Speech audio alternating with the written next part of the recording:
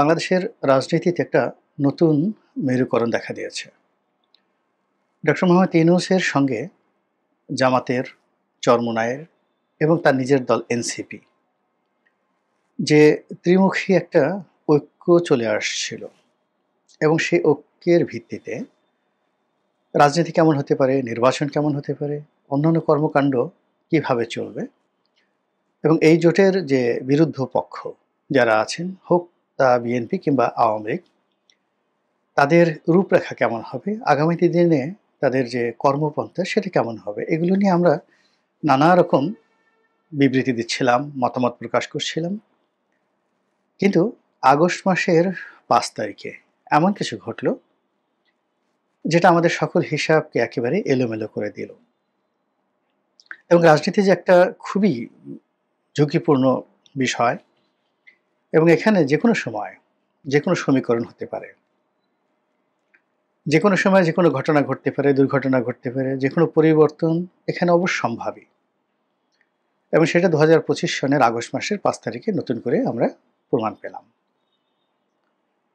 আমরা সবাই ধারণা করে রেখেছিলাম যে লন্ডনে তারেক রহমান সাহেব এবং ডক্টর মোহাম্মদ ইউনূসের যে বৈঠকটি, এই বৈঠকটি নেহায়েতই উভয় পক্ষের মুখ রক্ষা।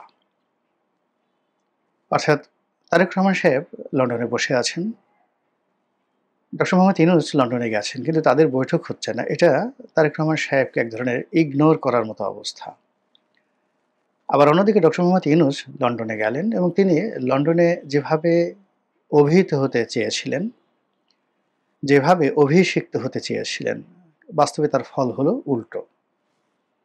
সেখানে আওয়ামী লীগ বিপুল বিক্রমে তার যে আগমন, লন্ডন গমন, ওটাকে বিব্রত করার জন্য সর্বশক্তি নিয়োগ করল।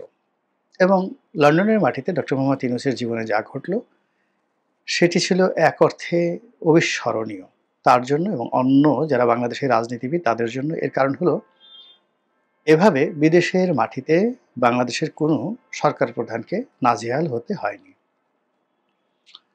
দ্বিতীয়ত, তিনি যে কর্মের জন্য গিয়েছিলেন, অর্থাৎ একটা পুরস্কার নেওয়ার জন্যে, প্রতিবার যেটা হয়, ডক্টর মোহাম্মদ ইউনূস যে পুরস্কারই গ্রহণ করেছেন, বাংলাদেশের পত্র পত্রিকা মিডিয়া সমস্বরে তারা জিকির করেছে, ফিকির করেছে যে আমাদের ডক্টর মোহাম্মদ ইউনূস বিশ্ব জয় করে এসেছেন।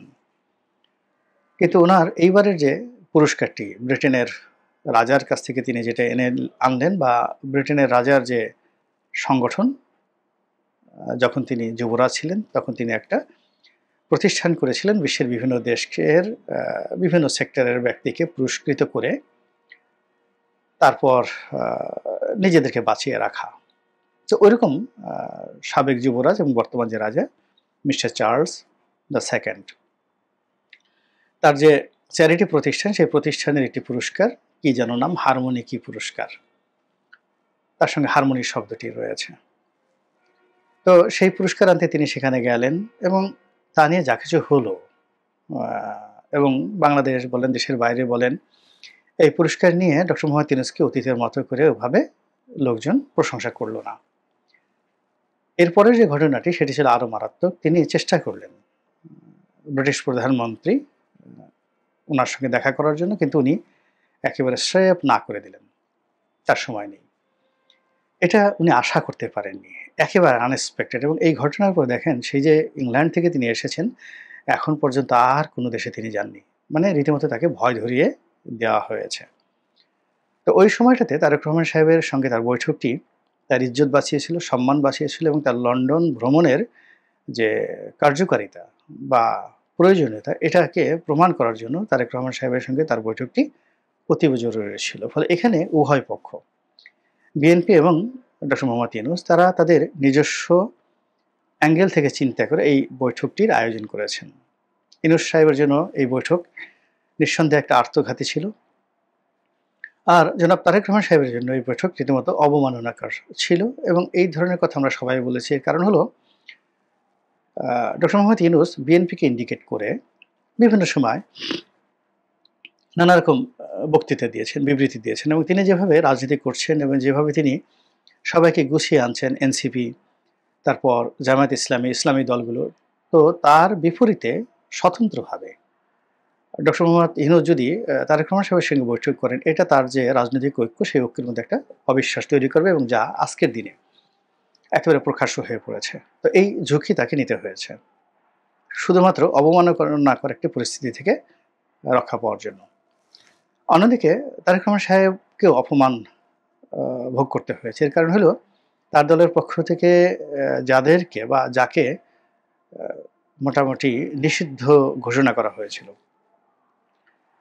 যেমন আসিফ মাহমুদ সজীব ভুঁইয়া একজন উপদেষ্টা আছেন, তার পদত্যাগ দাবি করে আসছিল বাংলাদেশি বিএনপি, এবং পররাষ্ট্র নয়, ঠিক ওই প্রতিরক্ষা উপদেষ্টা ডক্টর খলিলুর রহমান। তো ডক্টর খলিলুর রহমানের পদত্যাগ দাবি করা হচ্ছিল দুটো কারণে। প্রথম কারণ হলো যে এখানে ভারতকে খুশি করা, আর দ্বিতীয় কারণ হলো জেনারেল ওয়াকার বা সেনাবাহিনীর মধ্যে ডক্টর খলিলুর রহমানকে নিয়ে যে নেতিবাচক প্রতিক্রিয়া রয়েছে, ওটাকে একটা মোরাল সাপোর্ট দেওয়া। তো এই দুজন ব্যক্তিকে অপসারণের জন্য বিএনপি যে খুব যাকে বলে কোমরে গামছা বেঁধে নেমেছিল, তার একটা দাঁত ভাঙা জবাব, দুটো দাঁত ভাঙা জবাবই ডক্টর মোহাম্মদ ইউনূস দিয়েছেন। একটা বাংলাদেশে, অর্থাৎ যখন বিএনপির সঙ্গে ডক্টর মোহাম্মদ ইউনূসের বৈঠক হলো, তখন সেই বৈঠকে আসিফ মাহমুদ সজীব ভুঁইয়াকে সরকার উপস্থিত রাখলো, এবং তার মাধ্যমে বিএনপির নেতৃবৃন্দকে স্বাগত জানানো হলো। আবার লন্ডনে তারেক রহমান সাহেবকে স্বাগত জানালেন সেই ডক্টর খলিলুর রহমান। তো এই অপমান ছিল। তার সঙ্গে সঙ্গে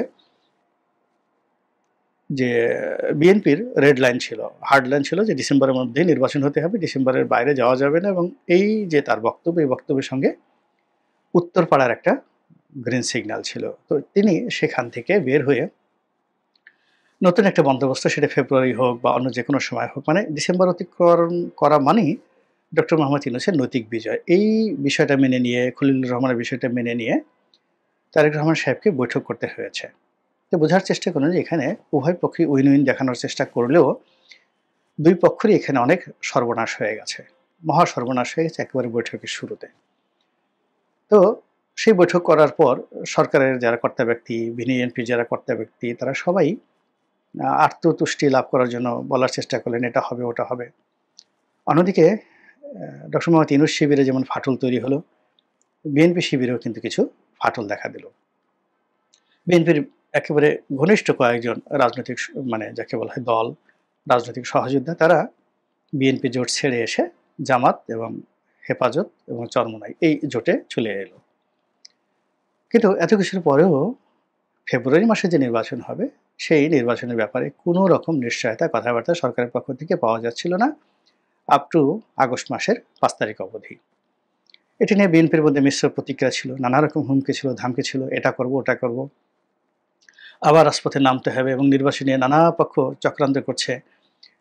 ডক্টর মোহাম্মদ ইউনূসকে মানে যেভাবে থ্রেট দেওয়া দরকার, সেইভাবে বিএনপি এই থ্রেটটা দিচ্ছিল, এবং বিএনপির সর্বস্তরের নেতাকর্মী যারা আছেন, তারা বলার চেষ্টা করছিলেন যে তাদের সুপ্রিম কমান্ডার বা সুপ্রিম লিডার জনাব তারেক রহমান সাহেবের সঙ্গে ডক্টর মোহাম্মদ ইউনূসের যে বৈঠক হয়েছে, সেই বৈঠকের মধ্যে যে সমঝোতা হয়েছে, সেই সমঝোতাগুলো অনুযায়ী তাকে নির্বাচন দিতেই হবে, তা না হলে তার দুর্ভোগ আছে, খবর আছে।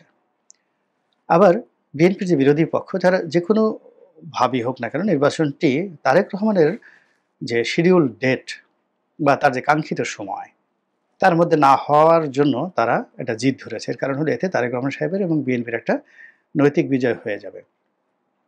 এজন্য তাদের দাবি ছিল যে আমরা এ যাবৎ সংস্কার নিয়ে যে কথা বলেছি, নির্বাচন নিয়ে যে কথা বলেছি, পিআর পদ্ধতি নিয়ে যে কথাগুলো বলেছি, এগুলো তো মূলত ডক্টর মোহাম্মদ ইউনূস বা তার যে রাইট হ্যান্ড, লেফট হ্যান্ড যারা আছেন, তাদের শেখানো বলি।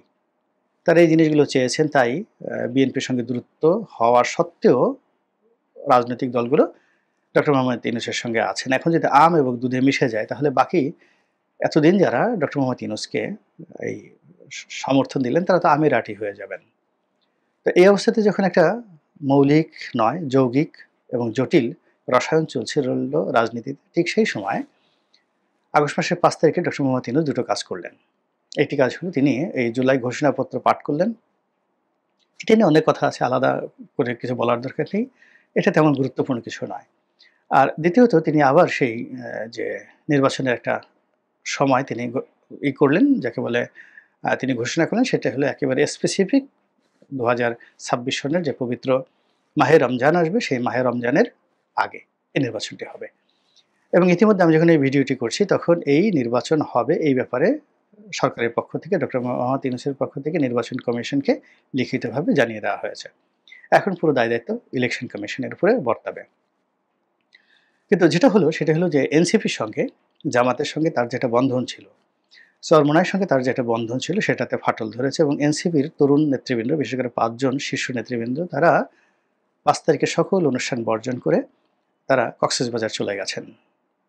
এবং স্পষ্টতই বোঝা যাচ্ছে যে তারা এখন আর ডক্টর মোহাম্মদ ইউনূসকে নিরাপদ মনে করছেন না।